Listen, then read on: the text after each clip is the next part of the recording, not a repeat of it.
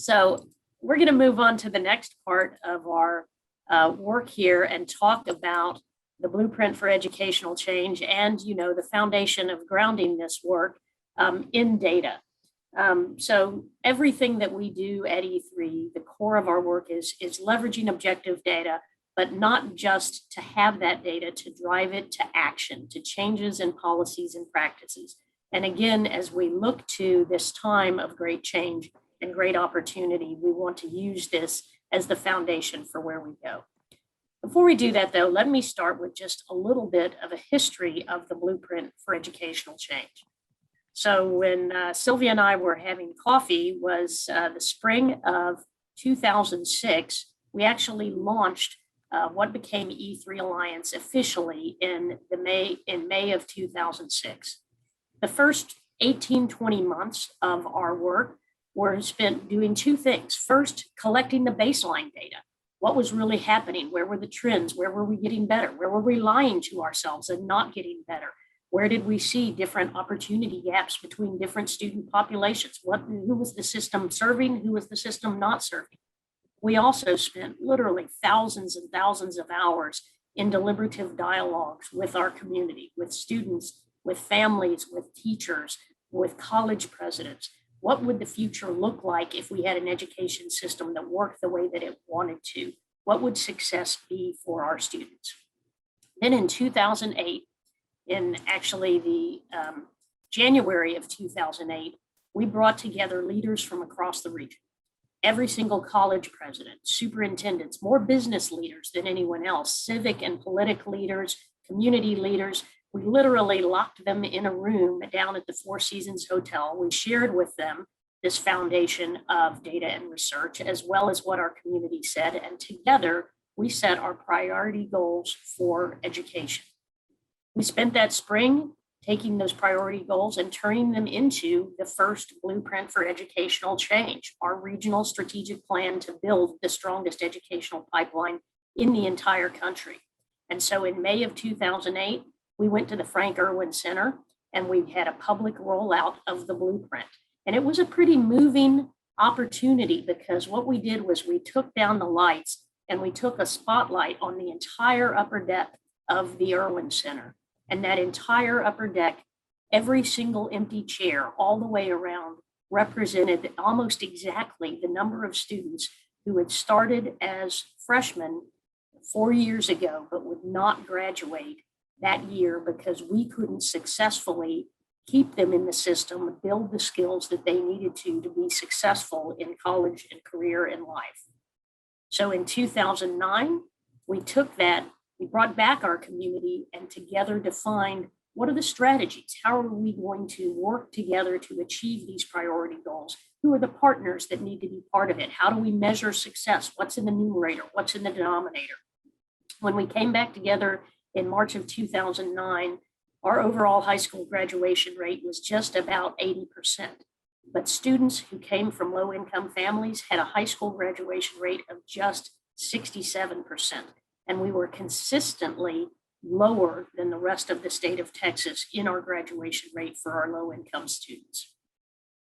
Every year since then, from spring of 2010 through 2020, we've had an annual update with you, our community partners in the business community, the education community, nonprofit, public sectors, to update you on our objectives. How have they changed? How have our strategies changed? What are the new benchmarks for success? How do we galvanize ourselves and each other and our entire region towards the priority goals that we would like to achieve?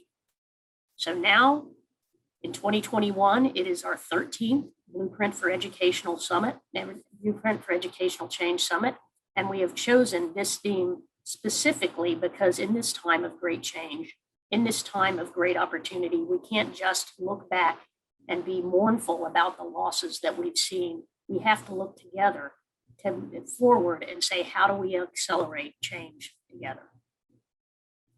To put a little context about that, throughout the time that we have been around in E3 Alliance, and for the last decade, certainly, the state of Texas has every year, give or take, either the first or the second highest rate of student growth in the entire country of all 50 states. Central Texas has had twice that rate, twice the rate of the fastest of all 50 states here in Central Texas.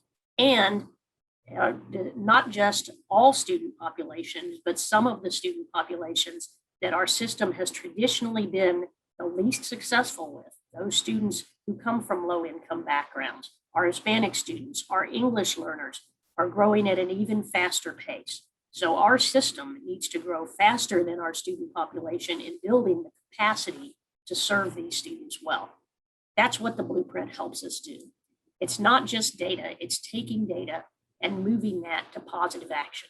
So just as a few examples over this period, through our partners, together with the Blueprint and E3 Alliance, we created the first regional kindergarten readiness standard that's ever existed in the state of Texas, a student-centered, not written bubble test, but an actual diagnostic that's a realistic assessment of the strengths and assets that we can build on to help students be ready for kindergarten.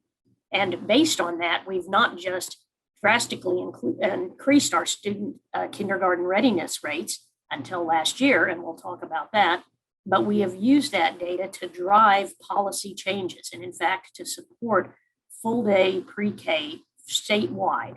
And that was based on changes that we had seen already here in Central Texas, where we had an 8-fold increase in pre-K classrooms that were both full day and low ratio based on what we had seen in our data sets. We researched bright spot schools for English learners. Who are those schools in our region that are following national research that are also applying local best practices and show the highest growth for their English learners, and what can we learn from them? And based on that, we built actionable recommendations and in fact a rubric for campus systems improvement that not only now we can show improves outcomes for our English language learners, but for all students on those campuses.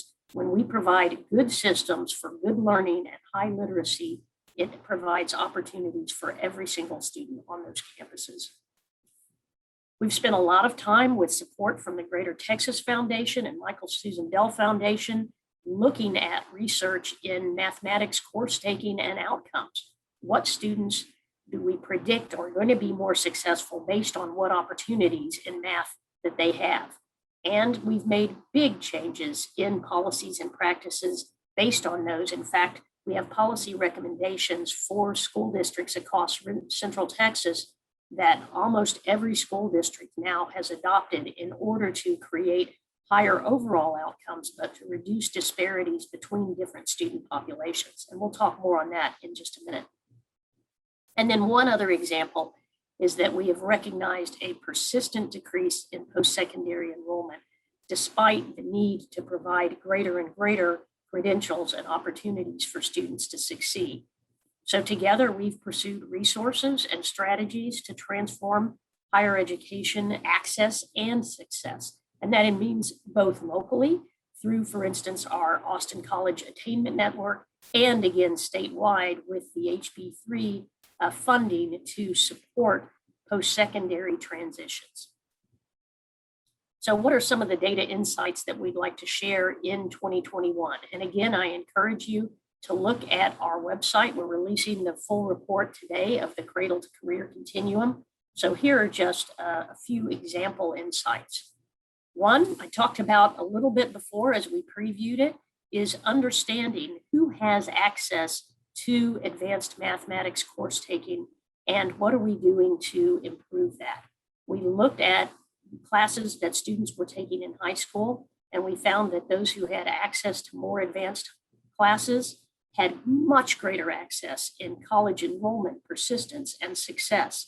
But those choices about mathematics in high school are made far earlier in middle school and in fact, even in late elementary school. So we put in place policies to allow fifth graders to opt out and not opt in, and in some cases push all fifth graders into advanced math in middle school. And in doing that, we not only increased those who are having success reaching advanced math classes, but we're able to drastically address disparities. So when we started this work, there was a huge gap between our high-performing Black and Hispanic and white students. That gap between Black and white high-performing students has dropped by 3/4, by over 75%.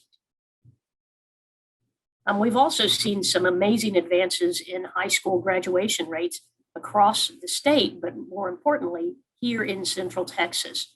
So a decade ago, we had about the same graduation rate overall, but as I said, our low income graduation rate was not only lower than the state, we had the lowest graduation rate in the entire state for students coming from low income households. Over the course of the last decade, the entire state has improved, but our region has improved in graduation rates faster than any place in the state. And for our students from low income households, we used to have the lowest graduation rate in the entire state. Now we have one of the highest. So some really great work that's gone on in the last decade. On the other hand, we've seen a lot of changes just in the last year and a half since the pandemic started. And one of the most alarming of these is the drop in pre-K enrollment.